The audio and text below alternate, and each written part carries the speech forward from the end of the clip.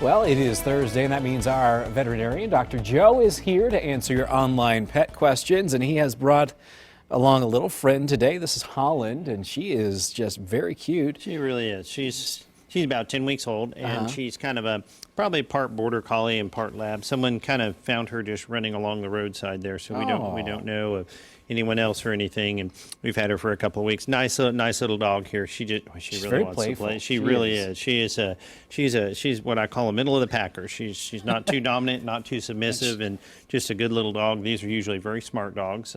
What is she again? A mix of what? Border collie and probably some lab or something. Her nose isn't quite as long as a border collie. Good. So yeah, she's a good one. So. She has the sweetest eyes too. She does. Well, let's get to our first question today. Tina says, my 12-year-old lab recently started licking and swallowing pebbles in my back patio area.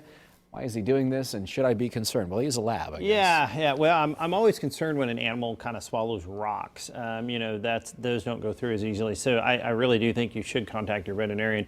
I don't know exactly why he's doing it. I mean, it could be as simple as senility, but there's other things that will cause, they call it kind of pica, where they have weird cravings or whatever. And so I kind of get him checked out and kind of check the basics and kind of go from there. So. All right. She's loving that bone right there. She is, yes. She's a chewer.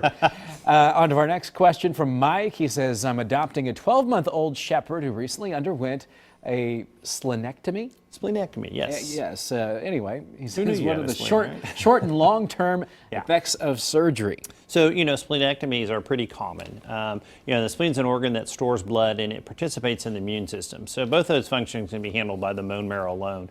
But generally, there's no long ill-term effects or whatever. But I would question them why the spleen was out in the first place, because that's pretty young to have a splenectomy. Usually you have to have maybe a trauma involved. Maybe he was hit by a car or something, and that's simple. But hopefully, shouldn't be a big deal. So. All right. And our last question is a kitty cat question here. Cassidy says, my cat seems to get hairballs a lot of the time, and she wants to know how she can prevent this from continuing to be a problem. Absolutely, because an ounce of prevention is worth a pound of cure. And really what I mean is, I'll tell people the first thing is to brush your cat 2 to 3 times a day.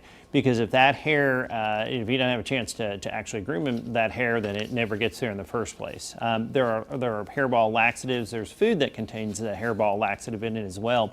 And lastly, when you really have a big problem, we'll have cats that we actually shave down to kind of give them a buzz cut or whatever, and then that's less hair as well. So hopefully that'll kind of help you. So. All right. Thank you very much, Dr. Well, you're Joe. Sure welcome. Thank you, Holland, for coming by today. She says thank you as well. You have the sweetest face there. Well, thank you. If you have any questions for Dr. Joe or about your pets, you can post them to our KJRH TV Facebook page. And if you're interested in adopting Holland, you can call the Pet Adoption League at the number there on your screen.